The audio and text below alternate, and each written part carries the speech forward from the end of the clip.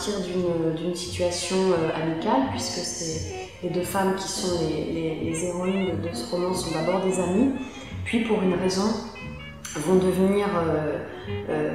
ennemies, et ennemies à tout prix, puisque vont s'enchaîner toute une série de situations de vengeance, de trahison, et de finalement chacun pour soi, qui va finir par faire tomber cette amitié. On est donc dans les années 75, à Paris, en France, et une jeune femme prénommée Camille reçoit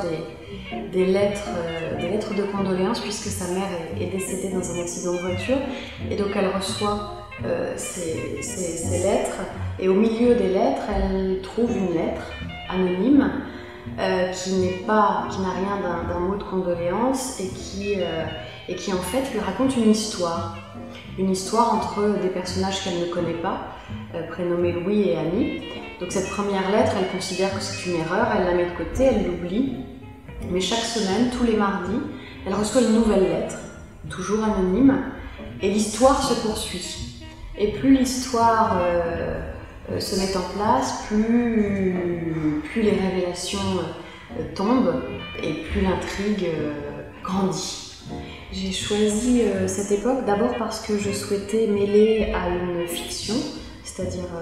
à quelque chose que j'ai inventé, une histoire sortie de nulle part,